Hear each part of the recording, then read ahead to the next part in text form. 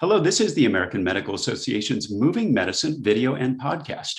Today, we're talking to Dr. William McDade, Chief Diversity and Inclusion Officer at the Accreditation Council for Graduate Medical Education, or ACGME, in Chicago, about the importance of incorporating health equity in resident education. I'm Todd Unger, AMA's Chief Experience Officer in Chicago. Well, Dr. McDade, ACGME has just enacted several common program requirements addressing issues of diversity, equity, and inclusion. Can you explain, give more background about those requirements? Well, thanks very much for asking, Todd. Yeah, there's a new common program requirement, which means every residency program and fellowship must engage in this activity. And it's to engage in a mission-driven, ongoing, systematic approach to increasing diversity and inclusion, which applies to residents and fellows, faculty, other GME staff, and any other academic personnel involved in the GME program. The rationale behind the workforce solution to problems that we see with respect to healthcare disparities, health inequities, is really that one, that we don't have enough physicians who are from those communities that bear the greatest brunt of the health disparities that we see in our country. And because of the way that we practice medicine in the United States, it seems as if people prefer physicians of their own race and ethnicity speaking their own primary language, and they go to those people disproportionately. If you look in primary care medicine, the ratio or the odds of you actually seeing a Black physician or Black patient, if you are a Black physician, are almost 40 times that of white physicians seeing a Black patient.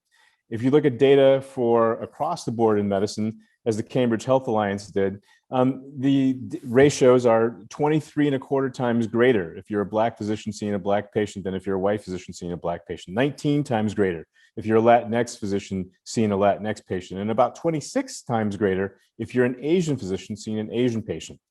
William Julius Wilson, the Harvard sociologist, would argue that we live in hyper-segregated communities, and I think that has something to do with the propensity to see physicians of your same race. But I think there's also something additional with racial concordance, in that physicians and patients of the same race and ethnicity have better communication. They have greater degrees of trust. They have the ability to actually adhere to medical advice if you're a patient seeing a physician of your same race and ethnicity.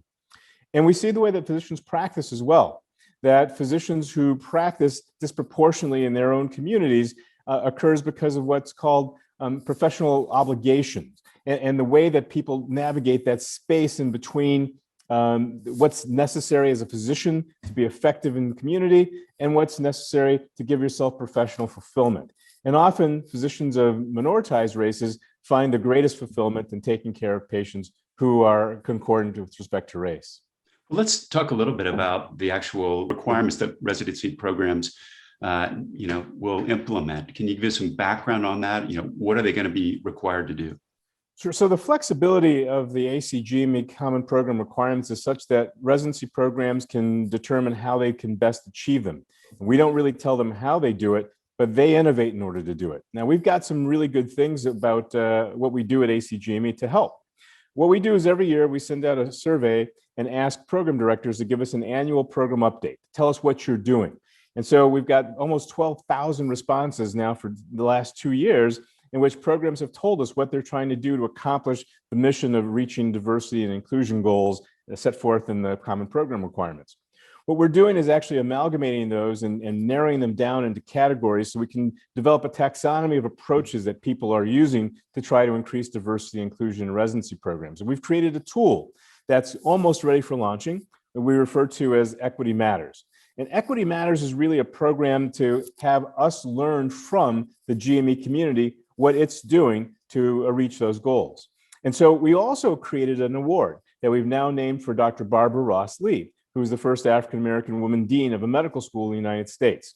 And Dr. Ross Lee's award really focuses on those programs that think they've achieved excellence in diversity and inclusion.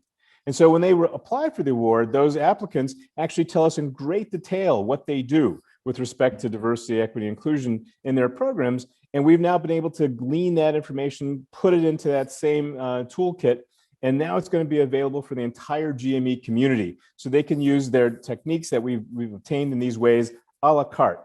So they can then apply what they think will work in their communities and then try to do the same sorts of things and meet with the same sort of success.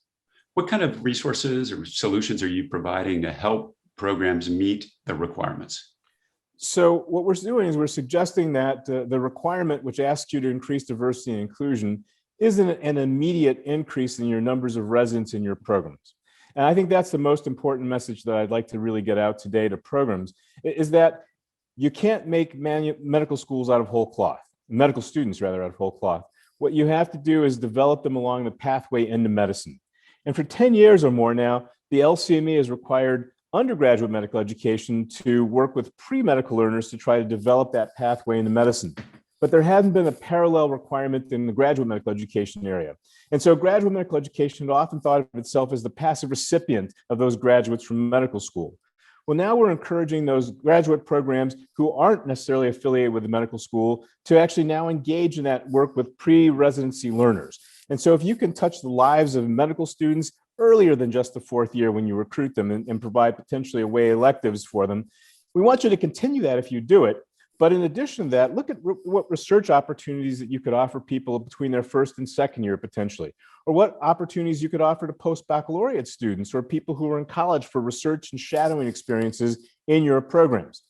Or you could even go as low as high school and look at students there and find opportunities and ways for them to come into graduate medical education spaces, whether it's research or it's shadowing or just mentorship.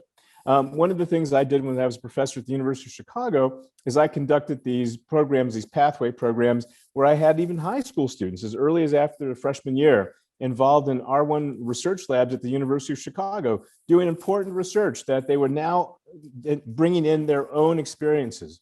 And what I found is that once you've been involved in high-level research like that, you can't go back to where you were before. And we've seen a lot of these students over the years now progress into college, into medical school, and on into faculty work even beyond residency.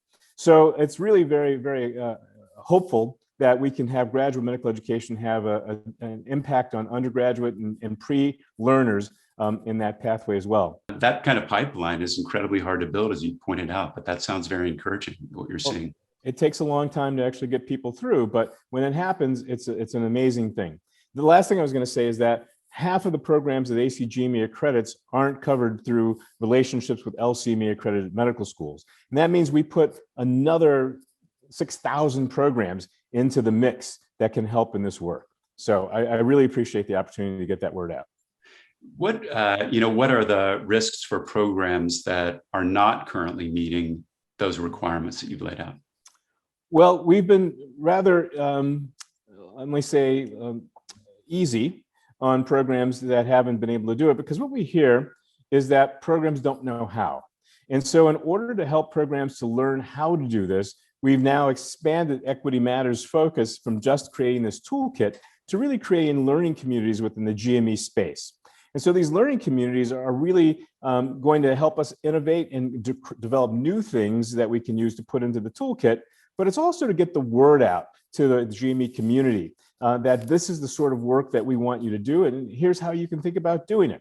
We've created a series of fundamentals courses, we call it, and we're working on a textbook in the fundamentals of diversity, equity, and inclusion that we're actually going to have amazing authors put together a nice background in what it takes to understand the problems that graduate medical education learners have in their systems. And it's not what they bring in as deficit, it's what the system within GME is doing that may be obstructive to the progress of learners. And so with that sort of background, now you can start to do some reverse ideation and think about how you can change your environment to welcome these diverse learners. And then after that, you can start thinking about how to innovate solutions to those problems that you see that they may encounter in your environment. And that goes from how do you recruit, how do you build a pathway program, how do you think about what happens when a resident who comes into your program who's not a great test taker at this point, how do you make them a better test taker and put them in the position to pass their specialty board? How do you bring in a learner who may have never worked in a diverse environment and make them feel comfortable in that environment and give them a sense of belonging? So the idea of teaching people about allyship and thinking about holistic admissions and thinking about how to deal with trauma-informed work in environments in which you may be a victim in some sort of way, those are the sorts of tools that we put in the toolbox and that we're going to expand upon with Equity Matters. So Dr. McDade, we talked a lot about residents, but when we think about faculty development, how will this work with the faculty to reinforce the knowledge and the supporting didactics of this program? Well, Todd, the resources we just talked about that are part of Equity Matters are going to be available at our site at Learn at ACGME. They'll carry CME credit. You'll be able to engage in the fundamentals courses. And we're going to make the toolkit available to the entire GME community from the very start. We're going to build that toolkit as we continue to get more responses, as we have our learning communities offer new solutions. But what we expect that we'll be able to do is to see a thing, an element of education that you can work on as a faculty member. And then you can tell us how it worked for you when you implement it in your own programs. And so you'll give us feedback about how that worked in your environment and some characteristics about yourself and your environment so that other people can see it. And it'll be almost like a Yelp review where people tell you how well the idea worked in your environment. So this is ambitious and it's exciting. Assuming that these strategies are effective, what do you hope to see as your goal for changes in the physician workforce and healthcare in 5 or 10 years out from now? Well, I would expect that we will have very robust pathway programs 5 years from now, that we'll find that residency programs are involving themselves with younger learners and they're driving now into college, driving into medical school. And probably 10 years from now, we're going to see an increased size of the pie with respect to diversity. And that's what we're really thinking about. We don't want people to compete against one another and use resources that would somehow buy this resident to your program as opposed to the other residency program down the street. What we want people to do is to work cooperatively within institutions or even in cities to try to increase the number of learners who come into medicine in general of diverse backgrounds. And that will be the ultimate test of success of what we're doing right now. Well, thank you so much, Dr. McDade, for being here and sharing your perspective and outlining this important new program. That's it for today's Moving Medicine video and podcast. In addition to GCEP, which is the AMA's resource for graduate medical education, the AMA has also recently launched UCEP, the UME Curricular Enrichment Program that offers institutions a series of interactive modules developed to easily fill emerging curricular gaps and support tracking of medical student progress. You can find out more information about GCEP and UCEP, including links in the description of this episode. We'll be back soon with another Moving Medicine video and podcast. In the meantime, have a great day. Thanks for joining us.